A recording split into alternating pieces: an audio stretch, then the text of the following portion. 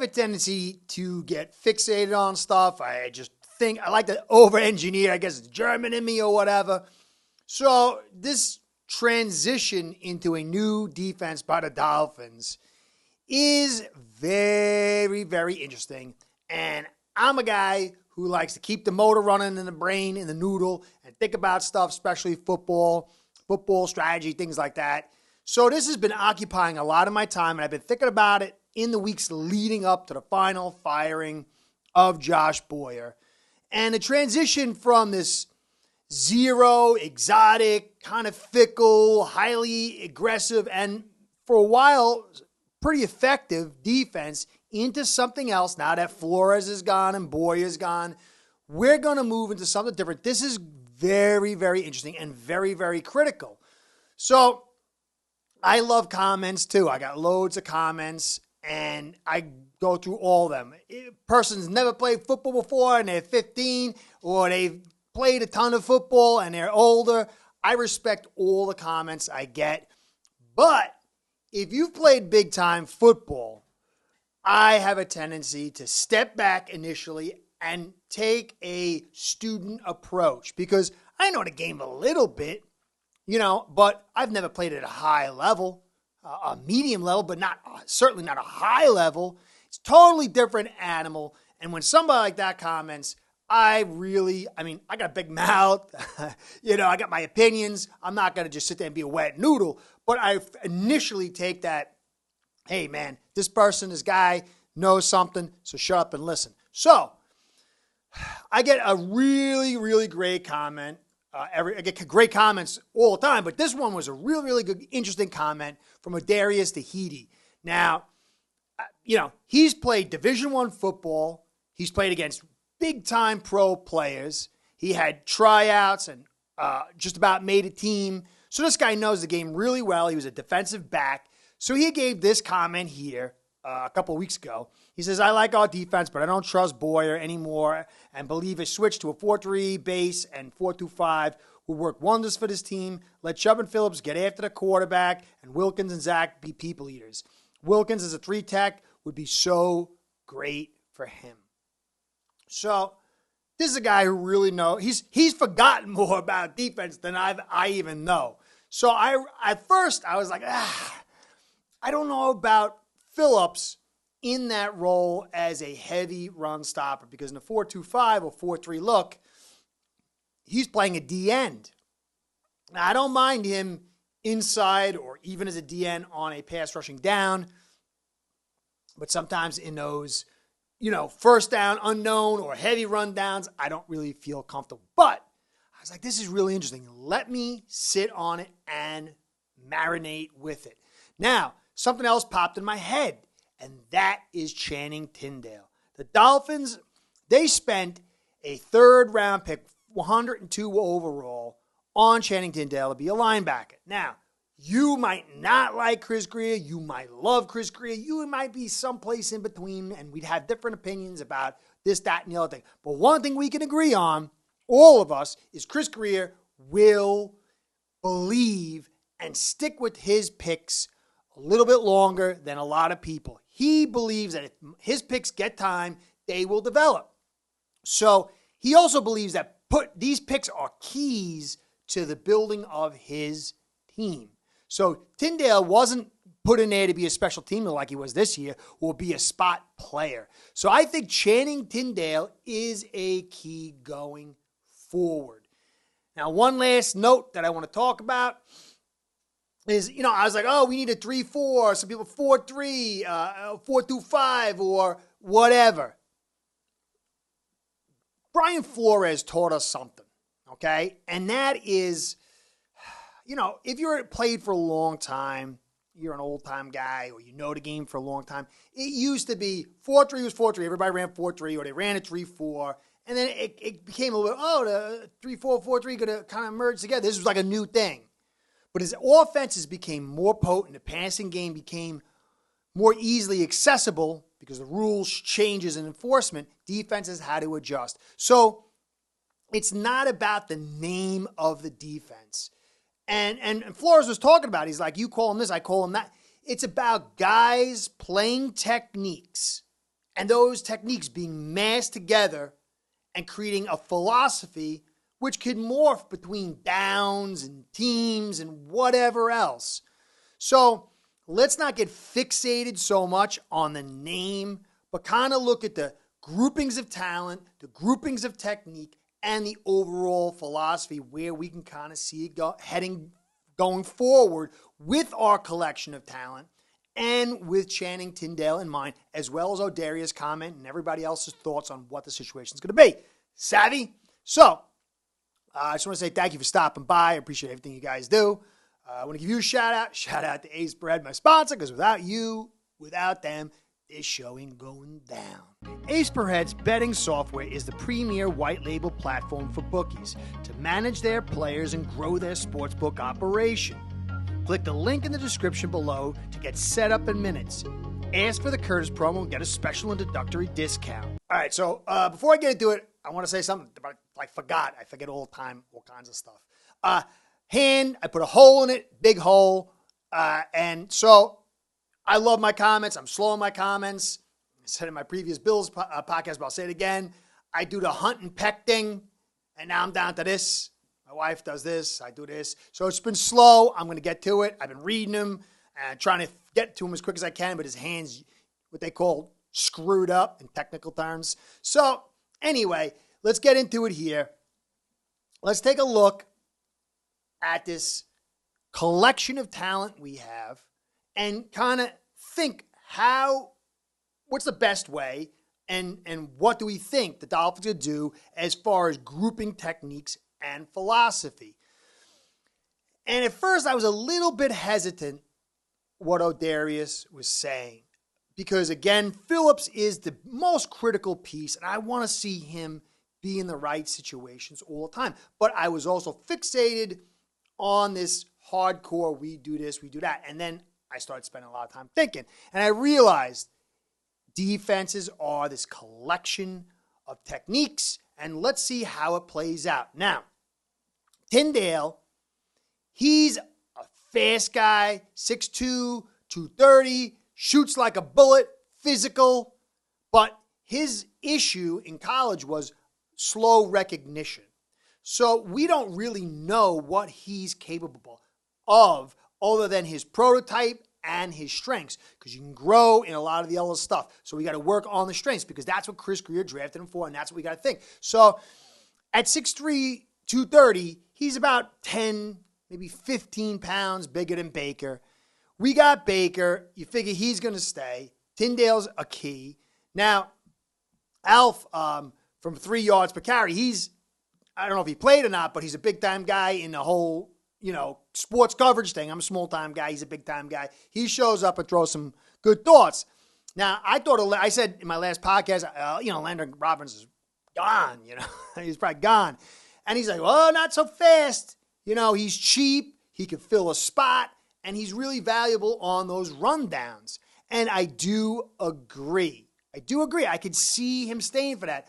But as I look at this collection of techniques, he might, but I think we need to expand this linebacking group. And we need 3 down backers because Alf might ultimately end up being right. But when you look at it and take a look at this little image that I have over here, you can see we spent big time. We got Chubb, Sealer, Wilkins, Phillips. I forgot Emmanuel Ogba's up at the top over there. But he's a big contract we can't get out from under. So these are 5 guys that you need to utilize. Now, the nice thing is some of these guys are interchangeable. You can move them out. We're probably going to lose Van Ginkel. You see Van Ginkel under there. I don't think we can afford him. Maybe, but I think we need to spend money elsewhere. And he's just another piece. And I think he's going to command a decent salary. Now, we got Raekwon Davis. We can also put in there as well. Melvin Ingram, I think he might be moving on, but they might bring him back cheap as well. But you've got to get Ogba to be utilized. Wilkins, Phillips, Sealer, and Chubb. Now, Chubb, he's a little slow. He's good pass rusher for an end. He's pretty good at stopping a run. I like him in, your stereotypical 3-4 end or 4-3 end. But I really am not thrilled at about him as a linebacker. So the 3-4, he could work in that elephant role. And the elephant role is the big guy who's on the strong side. And then you have usually 3 linemen. And then you have like a weak side linebacker who's a blitzer, coverer, and he doesn't necessarily be the best run stopper, although you kind of want that. So I could see the 3-4, in that look where you have Sealer and Wilkins on the outside and you have possibly Raekwon in the middle, or you got Wilkins in the middle and you got Agba and Sealer flanking him. I could see that 4-3 look with, say, Tindall and Baker behind him. Although in the 3-4 look kind of like this, it might expose our linebackers more to bigger guys. The linemen get to the other side, and that's been a problem for years. But we've been excellent stopping the run anyway. So I don't see that as too big a problem. But the key to this thing is beating the Bills. And if you got Baker and you got Tindall, you can control the tendency for Allen to scramble. You can mix and match blitzers. You're not slow, and you got to be fast when you're dealing with the Bills. So I kind of like that. But if we go towards O'Darius's consideration of a 4-3, and I see that so much, and I'm kind of moving towards that more. You could have Chubb, you could have Wilkins, you could have Sealer, and then you could have Agba. And then you could play Phillips in that strong side linebacker role. And he doesn't need to be as great a run stopper as the elephant would be in the 3-4. And then you could have middle linebacker Tindall, although I'm concerned about his read ability. And then you could have weak side Baker. Baker I think, would be a great weak side linebacker. He could do that blitz. He can drop in coverage. He has some coverage issues, but it's not that he can't cover. It's his feel for the game. If you watch, a lot of times his drop depth, he lacks that feel of dropping deep enough. He's not bad in man. His overall coverage is not good. It's just not the greatest feel, but he's made a step forward, and it'll be interesting if he could take that another step. But I do like him in the will.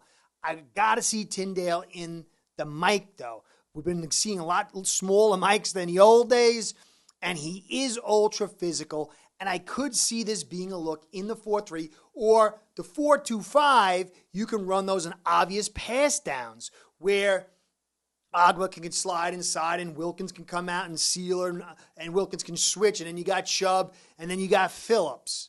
And you can move all those pieces around. The techniques are still plausible. Phillips has a series of techniques. He can play the pass on that over that tackle in a 4-3. I just don't like him in the run game. So I'm not sure about the 4-3, but with Agba at that end and then Phillips at the strong side, it could really work. And you might not need a huge amount of additions to this defense. Now, in the background, I still think zone is the key. You see Jones here. I don't think he's going to be back. I think he's clearly gone. Kohu, he's a guy you found. He's a guy that really plays well. He's a guy, though, that struggles in mid to late clock in man. And while X does play man really well, he's injured all the time, and he's on the way out soon. He's old. He's injured a lot. But with those injuries, if he's got to play a lot of zone, he can get up and jam and drop and read. He can play that cover 3 where he was very successful early. Along with Kohu playing zone, that's his strong point. It would really go well. You got Needham there in the background to play your nickel when you need. And then you got Brandon Jones is coming back who will help you in the run support in the 4-2-5. If you want to run that on some rundowns like you see the Bills do all the time. His coverage skills need to pick up. But, you could fill that in with Needham. And then you play Holland over the top while he's great in that single high safety in the man with the zero. He could still find heavy success in the zone, in the single high, as he covers the whole top of the field by himself, by early reads and breaking on the ball and baiting, kind of like what Reed did a lot in the old days. So, to me, this is the look. I like the 3-4, but I'm kind of going more towards this 4-3 look with probably 3-4 tendencies with the 4-2-5 added in. But the Bills run the 4-2-5 all day. 4 linemen, 2 linebackers, and 5 DBs. So I'm still going back and forth on it, guys. This is how I lay it out. This is kind of what I'm seeing from the different techniques. Roberts, though, one last point, his struggle in coverage, real struggle, and speed would really kind of seem like he would be on the way out, and we could get another linebacker. You could get Brandon Scarlett back, or you could keep Duke Riley. I don't know. I'm still on that fence, too. I could see him coming back, but his limitations in speed and coverage, I think, does hurt us. So that's what I got there. Rowe, one last point gone. Oh, yeah, I forgot this part. If Noah comes back and he makes his team and he plays like he did this year, I have lost all hope for Chris Greer. This has got to be, look, you want to hold on to Eichenberg because he's going in the third year? I got it. You want to hold on to Jackson because he showed a little bit before he got injured? All right, I got it. He's cheap. Your final year of the contract. But Noah offers nothing, not even special teams. We need that roster spot. He needs to be let go if he can't. That's a critical one for me. So that's what I got right here. Just think about the techniques. Think about a guy coming in with all this talent who can use guys for multiple techniques at 4-3, 3-4, 4-2-5. We could see all these things together. If you go look at a lot of teams, they're doing that. So that's my point. But Tindall has got to be a key. I think they're going to start him at linebacker. I think that's the intentions. I don't know if he's going to do it. But to me, that's where I'm at with this defense so far. It's going to be very interesting to see where it goes. There's a lot of possibilities, folks. Anyway, I hope you kind of got where I was heading with this thing. It's kind of nebulous in some sense, but I hope I kind of tightened it up at the end. Anyway, Curtis saying, catch you next time. Be well. Go Fins. Oh, yeah. Go Fins. Start building your own online sportsbook today by getting signed up with aceperhead.com service that'll allow you to book action on sports from all around the world.